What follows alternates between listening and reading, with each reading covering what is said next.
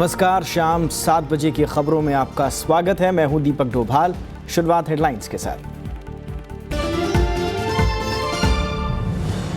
पुराने नोट मामले में राजनीतिक दलों को छूट पर केजरीवाल और ममता ने उठाए सवाल। चंदे की जांच के लिए आयोग की मांग। कांग्रेस ने कहा जानकारी हो सार्वजनिक।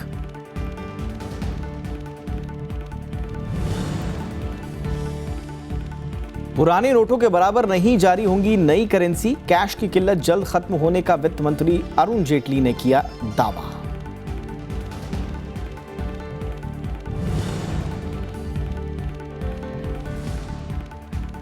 नोटबंदी से जानबूझकर बनाया गया संकट। राहुल ने कहा मोदी के करीबी 50 उद्योगपतियों को फायदा पहुंचाने की कोशिश। 99% नागरिक हो रहे हैं परेशान।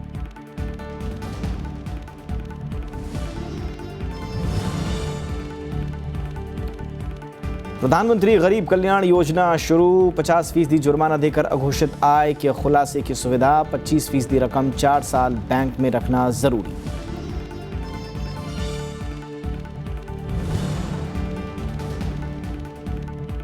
पंपोर में सेना के काफिले पर हमला। 3 सैनिक शहीद। सुरक्षा बलों का सर्च अभियान जारी।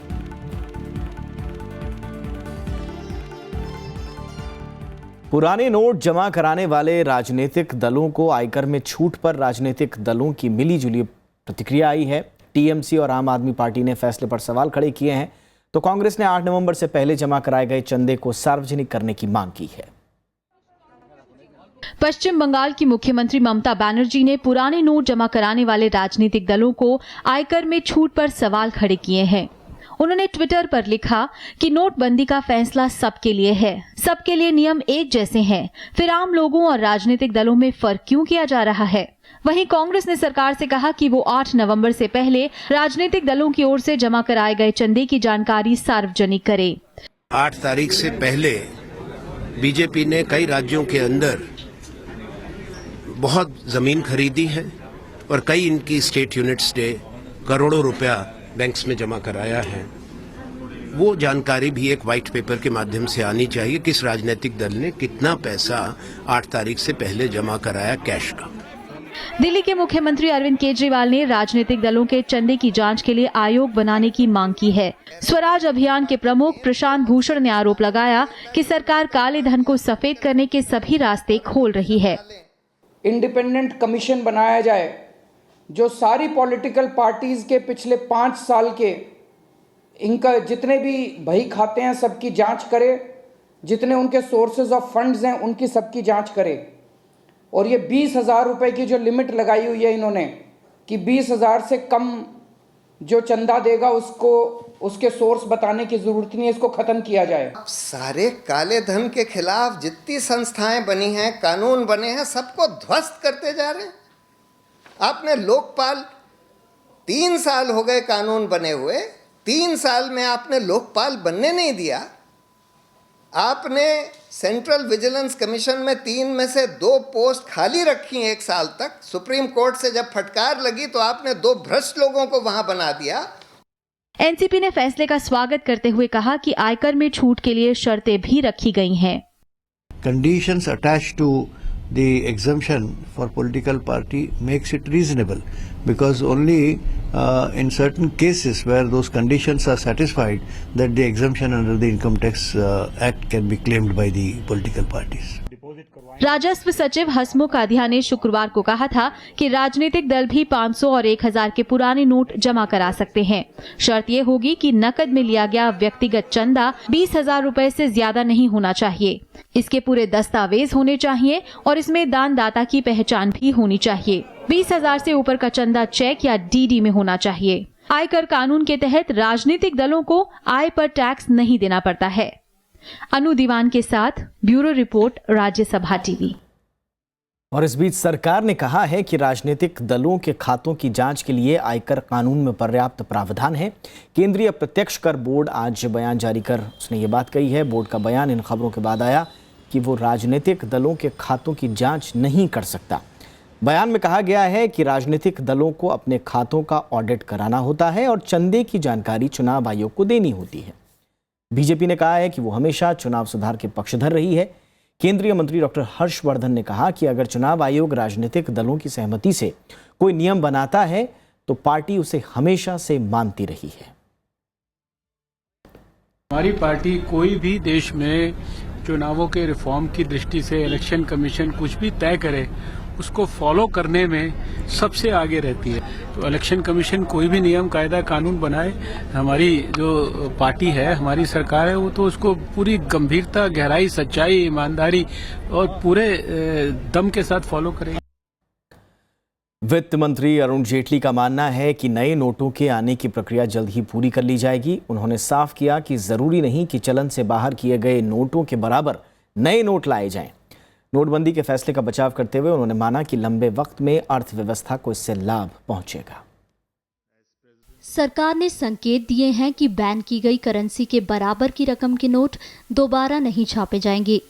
फिक्की की सालाना बैठक में वित्त मंत्री अरुण जेटली ने कहा कि जरूरी नहीं कि नोटबंदी से चलन से बाहर हुई 15.44 लाख करोड़ की करेंसी को नए नोटों में बदला जाए। जेटली का कहना है कि इस गैप की भरपाई डिजिटल करेंसी से की जाएगी। नोटबंदी को साहसिक फैसला बताते हुए उन्होंने कहा कि नए नोटों को पूरी तरह से आने की प्रक्रिया में बहुत लंबा समय नहीं लगेगा। This transformation now will have to be carried to its logical conclusion. The whole process of remonetization is not going to take very long time. And I'm sure very soon the Reserve Bank, by injecting currency daily through the banking and the postal system, will be able to complete it. वित्त मंत्री ने भरोसा जताया कि इस फैसले से भविष्य में अर्थव्यवस्था को लाभ पहुंचेगा। जेटली ने माना कि सकल घरेलू उत्पाद की तुलना में ज्यादा नकदी होने से सामाजिक आर्थिक दुष्प्रभाव पड़ रहा था। Once the remonetization process is complete and it has made a substantial headway, marks the creation of a new Indian normal. Because the normal that existed for 70 years is an unacceptable norm. Jaitley ने कहा कि GST लागू होने की राह में कोई बाधा नहीं है और जो छोटी मोटी दिक्कतें हैं उन्हें दूर कर लिया जाएगा। वित्त मंत्री ने बताया कि 16 सितंबर 2017 को मौजूदा टैक्स की व्यवस्था बंद हो जाएगी। उन्होंने कहा कि आदर्श रूप में जीएसटी 1 अप्रैल 2017 से शुरू हो जाना चाहिए था और नए कानून को अप्रैल और 16 सितंबर के बीच प्रभावी होना संवैधानिक अनिवार्यता है। Bureau report, Rajya Sabha TV. Congress उपाध्यक्ष राहुल गांधी ने नोटबंदी को प्रधानमंत्री नरेंद्र मोदी की लाई आपदा करार दिया है। उन्होंने केंद्र सरकार पर गरीब लोगों को लाइन में लगाने और उद्योगपतियों को फायदा पहुंचाने का आरोप लगाया। कर्नाटक के बेलगाम में रैली को संबोधित करते हुए राहुल गांधी ने कहा कि 50 दिन बाद भी हालात नहीं सुधरने वाले हैं। कर्नाटक की बेलगाम रैली में राहुल गांधी ने नोटबंदी के फैसले को आम जनता के खिलाफ बताया। उन्होंने कहा कि सरकार ने पूरे देश की जनता को लाइन में खड़ा कर दिया। राहुल गांधी ने कहा कि काला धन रखने वाले मौज में हैं, लेकिन महिलाएं, किसान, मजदूर और कारोबारी लाइनों में लगे हैं। 1% अमीर लोगों के पीछे नहीं गए, 99% लोगों के पीछे दौड़े। पॉलिसी गरीबों के विरोध थी, किसानों के विरोध थी, मजदूरों के, छोटे दुकानदारों के विरोध थी। राहुल गांधी ने नोटबंदी को प्रधानमंत्री मोदी की ओर से लाई गई आपदा बताया। उन्होंने कहा कि ये स्थिति 50 दिन बाद भी सुधरने वाली नहीं है। हिंदुस्तान के गरीब लोग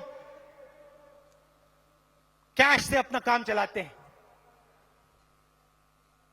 जब किसान बीज बोता है, खाद खरीदता है, वो डेबिट कार्ड से नहीं खरीदता है। राहुल गांधी ने प्रधानमंत्री नरेंद्र मोदी पर चुनिंदा अमीरों को फायदा पहुंचाने का आरोप लगाया। उन्होंने कहा कि नोटबंदी के चलते 100 से ज्यादा लोगों की मौत हुई, इसके लिए सरकार जिम्मेदार है। Bureau report, Rajya Sabha TV. BJP अध्यक्ष अमित शाह ने नोटबंदी को लेकर विपक्षी दलों के रुख की आलोचना की है। उत्तर प्रदेश के शाहजहांपुर में परिवर्तन रैली में उन्होंने कहा कि विपक्षी पार्टियां लोगों को गुमराह कर रही हैं।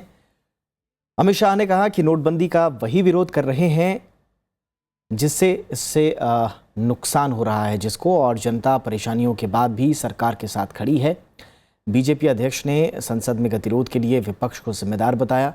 उन्होंने उत्तर प्रदेश विधानसभा चुनाव में बीजेपी की जीत का दावा भी किया और राज्य के मुख्यमंत्री अखिलेश यादव से 5 साल के शासन का हिसाब मांगा।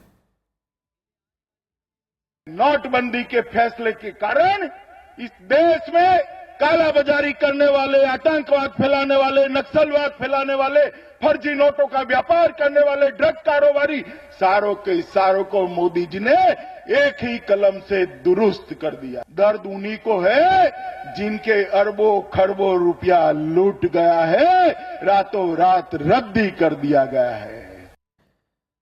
और इधर राष्ट्रीय जनता दल के अध्यक्ष लालू प्रसाद यादव नोटबंदी के खिलाफ देश भर में आंदोलन करेंगे। उन्होंने कहा है कि नोटबंदी के चलते आम आदमी परेशान है। लालू प्रसाद यादव ने आज पटना में पार्टी नेताओं के साथ बैठक की। इसमें पार्टी के सभी सांसद, विधायक और पदाधिकारी शामिल हुए। इस बैठक में नोटबंदी के खिलाफ आंदोलन के लिए आगे की रणनीति पर चर्चा हुई। लालू प्रसाद यादव ने कहा कि भ्रष्टाचार के खिलाफ लड़ाई में नोटबंदी नाकाम रहेगी और ये फैसला फेल हो चुका है। नोटबंदी का वही हाथ घटा वाला नरेंद्र मोदी का जो नसबंदी का हुआ था और फुटबॉल का मैच बना दिया गया है। देश की जनता को सब तबाही के कगार पर।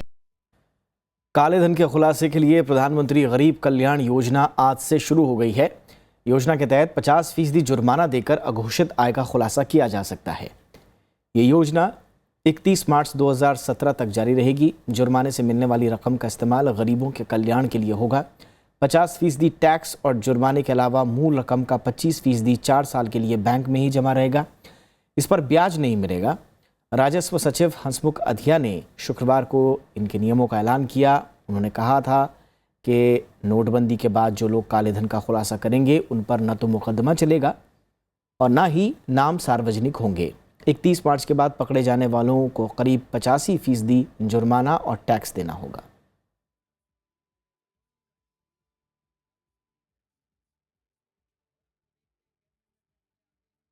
और अब हम नोटबंदी को 1 महीने से ज़्यादा हो चुका है, लेकिन जांच एजेंसियों के छापे में बड़ी मात्रा में कैश और सोना अभी तक बरामद किया जा रहा है।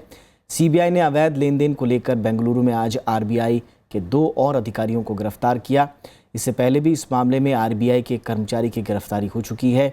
उधर गुजरात के सूरत में आयकर विभाग ने फाइनेंसर किशोर भजियावाला के परिसर पर छापेमारी की। 400 करोड़ रुपए से ज़्यादा की संपत्ति का इसमें खुलासा हुआ। इसमें कैश है, सोना, ज्वेलरी और ज़मीन के पेपर भी शामिल हैं। दिल्ली में आयकर विभाग ने एक ठेकेदार के यहाँ से 1 करोड़ 40 लाख रुपए जब्त किए हैं। वहीं मुंबई में पुलिस ने 3 लोगों के पास से करीब 1.5 करोड़ रुपए पकड़े। ईडी ने चंडीगढ़ में एक टेलर के यहाँ से 30 लाख रुपए और 2.5 किलो सोना जब्त किया है। वहीं आंध्र प्रदेश के कृष्णा जिले में पुलिस ने 4 लोगों के पास से 4 लाख से ज़्यादा के नोट पकड़े हैं। केरल में भी आयकर विभाग ने एक ट्रस्ट में ऑफिस से 70 लाख रुपए पकड़ा।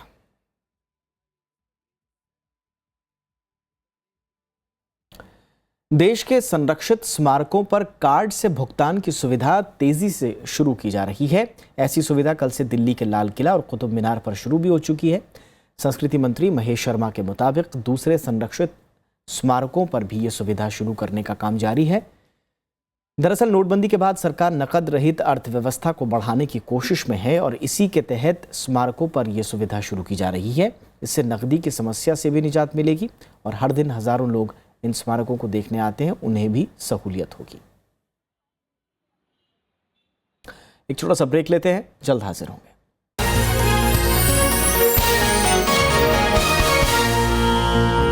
भारत और ताजिकिस्तान आतंकवाद, क्षेत्रीय सुरक्षा और रक्षा मामलों में साथ मिलकर काम करेंगे।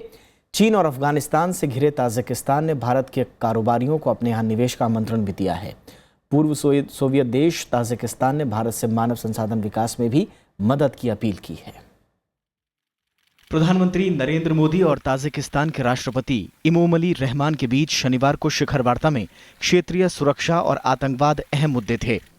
दोनों नेताओं ने आतंकवाद को समर्थन देने वाले देशों की आलोचना की और इसे खत्म करने की मांग की। दोनों नेताओं ने रक्षा क्षेत्र में सहयोग बढ़ाने की घोषणा की। India and Tajikistan live in an extended neighborhood that continues to face multiple security challenges and threats. The threat from terrorism endangers not just our two countries.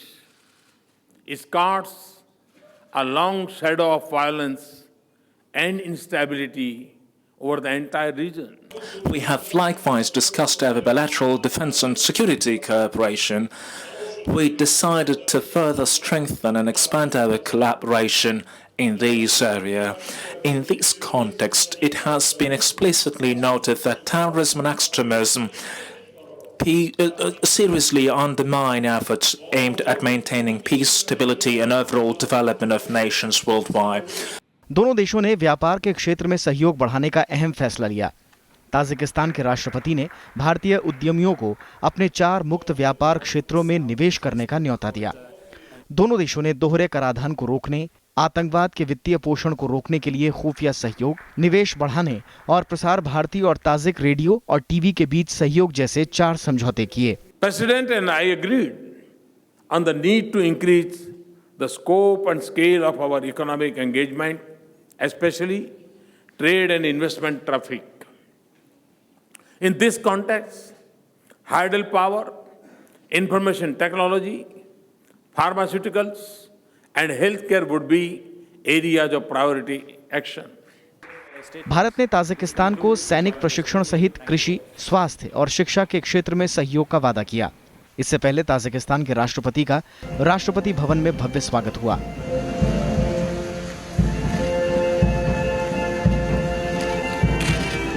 बाद में वे राष्ट्रपति प्रणब मुखर्जी और उपराष्ट्रपति मोहम्मद हामिद अंसारी से भी मिले। Bureau report, Rajya Sabha TV.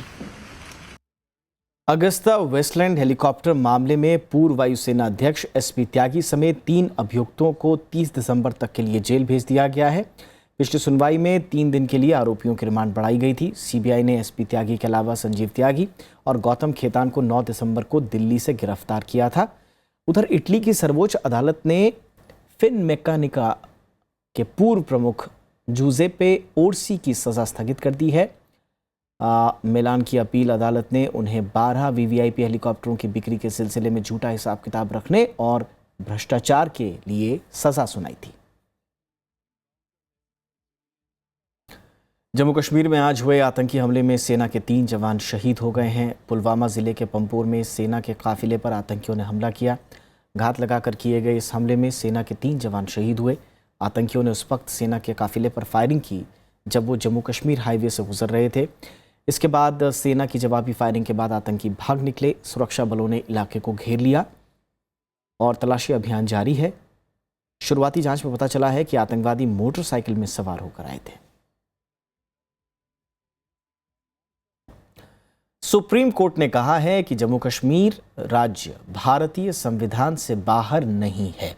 राज्य को भारतीय संविधान के बाहर कोई संप्रभुता हासिल नहीं है और जम्मू कश्मीर का संविधान भारतीय संविधान के दायरे में ही आता है।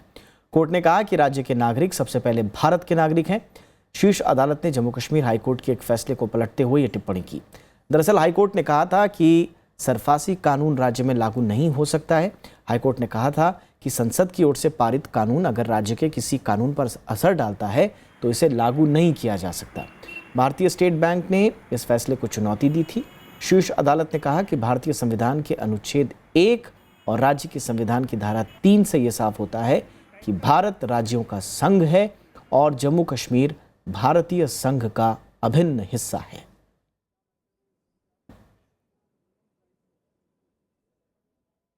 कांग्रेस उपाध्यक्ष राहुल गांधी ने आज चेन्नई में डीएमके प्रमुख करुणानिधि से अस्पताल में मुलाकात की, जहां करुणानिधि का इलाज चल रहा है।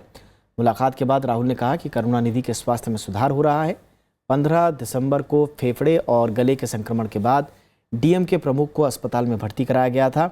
इस बीच 20 दिसंबर को डीएमके कार्यकारिणी की बैठक को टाल दिया गया है। उम्मीद जताई जा रही थी कि बैठक में एमके स्टालिन को पार्टी का कार्यकारी अध्यक्ष बनाया जा सकता है। I wanted to personally wish him a speedy recovery.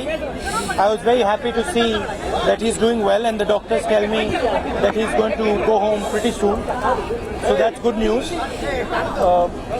He's a leader of the Tamil people of Tamil Nadu, so I thought I would come and wish him personally. Congress President also sent her regards to him. Bharat ने सिंधु नदी जल समझौते के सभी पहलुओं की समीक्षा के लिए उच्च स्तरीय समिति का गठन कर दिया है। इसकी अगुवाई प्रधानमंत्री के मुख्य सचिव नृपेंद्र मिश्रा करेंगे। इसमें राष्ट्रीय सुरक्षा सलाहकार अजीत डोभाल, विदेश सचिव एस जयशंकर के साथ ही वित्त, पर्यावरण, ऊर्जा और जल संसाधन मंत्रालय के सचिव भी शामिल हैं। इसके अलावा जम्मू कश्मीर और पंजाब के मुख्य सचिव को भी आमंत्रित सदस्य के तौर पर रखा गया है। ये समिति करार से संबंधित फैसला करेगी। समिति का गठन करीब 3 महीने पहले प्रधानमंत्री नरेंद्र मोदी की अगुवाई में हुई बैठक में लिया गया था। भारत ने सीमा पर बढ़ते तनाव के बीच समझौते की समीक्षा का फैसला किया था।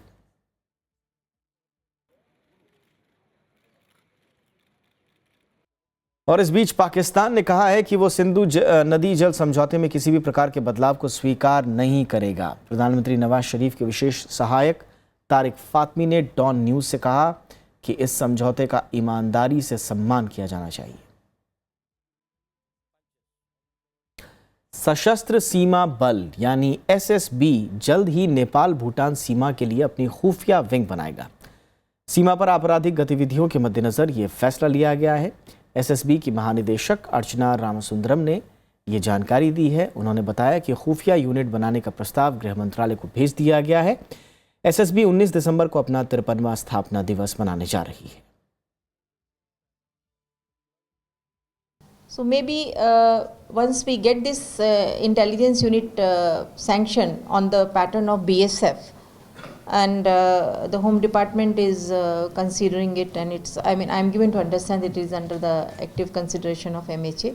Once we have this unit, it will definitely give a jump to our capacity. America का मानना है कि पाकिस्तान में आतंकी गुट तालिबान और हक्कानी के सुरक्षित ठिकाने हैं। अमेरिकी रक्षा विभाग के मुख्यालय पेंटागन की ओर से जारी रिपोर्ट में कहा गया है कि तालिबान और हक्कानी नेटवर्क के पाकिस्तान में सुरक्षित ठिकाने हैं, जहां से वो पूरी आज़ादी के साथ अपनी कार्रवाइयों को अंजाम देते हैं। अफगानिस्तान में स्थिरता और सुरक्षा पर जारी रिपोर्ट में कहा गया है कि अमेरिका पाकिस्तान को इन ठिकानों को ख़त्म करने के लिए कदम उठाने की बार बार नसीहत दे रहा है। रिपोर्ट में कहा गया है कि अफगानिस्तान तालिबान, हक्कानी नेटवर्क समेत अफगान घुसपैठ और विद्रोही नेटवर्क जैसे खतरों का सामना करना पड़ रहा है। पेंटागन का मानना है कि अफगानिस्तान पाकिस्तान बॉर्डर क्षेत्र कई आतंकी ग्रुप के निशाने पर रहा है और ये गुट दोनों देशों की सुरक्षा के लिए चुनौती रहे हैं और साथ ही क्षेत्रीय शांति और सुरक्षा के लिए भी खतरा है। पेंटागन ने माना कि अमेरिका के लिए सबसे बड़ा खतरा हक्कानी नेटवर्क रहा है। अमेरिकी राष्ट्रपति बराक ओबामा ने रूस पर राष्ट्रपति चुनाव के दौरान साइबर हमले करने का आरोप लगाया है। ओबामा का कहना है कि रूस के राष्ट्रपति पुतिन के इशारों पर रूस ने साइबर हमले किए। ओबामा ने कहा कि अमेरिका रूस के खिलाफ जवाबी कार्रवाई करेगा। ओबामा के मुताबिक अमेरिकी चुनाव के दौरान डेमोक्रेटिक पार्टी और हिलेरी क्लिंटन के अभियान के सर्वर और ईमेल प्रणालियां हैक की गईं, जिससे नवनिर्वाचित डोनाल्ड ट्रंप को मदद मिली थी। ओबामा ने साफ किया कि अभी तक उन्होंने जो खुफिया रिपोर्ट देखी है उसमें लगता है कि रूस ने साइबर हमले किए हैं और रूस में पुतिन के बगैर कुछ नहीं हो सकता। इस बीच राष्ट्रपति चुनाव में डेमोक्रेटिक पार्टी की उम्मीदवार रही हिलेरी क्लिंटन ने अपनी हार के लिए रूस की ओर से की गई हैकिंग को ही जिम्मेदार बताया है। We have said, and I will confirm, that this happened at the highest levels of the Russian government, and I will let you make that determination as to whether there are high-level Russian officials who go off rogue and decide to tamper with the U.S. election process without Vladimir Putin knowing about it. तुर्की के मध्य में स्थित केजेरी शहर में किए गए car bomb धमाके में 13 सैनिकों की मौत हो गई। सैनिकों की एक बस को निशाना बनाकर यह धमाका किया गया। हमले में 55 लोगों के घायल होने की खबर है। धमाका अर्जियस विश्वविद्यालय के सामने हुआ। सेना के मुताबिक सभी सैनिक निचले दर्जे के प्राइवेट और नॉन कमीशन्ड अधिकारी थे। इन सैनिकों को शहर में कमांडो मुख्यालय से जाने की इजाज़त दी गई थी। बयान में कहा गया है कि धमाके में कुछ नागरिकों के हताहत होने की आशंका भी है। एक हफ्ते पहले भी इस्तांबुल में एक धमाका हुआ था जिसमें 44 लोग मारे गए थे। इस धमाके में कुर्दिश विद्रोहियों के शामिल होने की बात सामने आई थी। चेन्नई टेस्ट की पहली पारी में भारत ने ठोस शुरुआत की है। दूसरे दिन का खेल खत्म होने तक भारत ने पहली पारी में बिना विकेट गंवाए 60 रन बना लिए हैं। सलामी बल्लेबाज लोकेश राहुल और 30 रन पे और पार्थिव पटेल 28 रन बनाकर क्रीज पर डटे हुए हैं। मुरली विजय चोटिल होने की वजह से पारी की शुरुआत नहीं कर पाए। हालांकि भारत इंग्लैंड से पहली पारी में अभी भी 417 रनों से पीछे है। इससे पहले आज इंग्लैंड की पहली पारी 477 रनों पर सिमटी।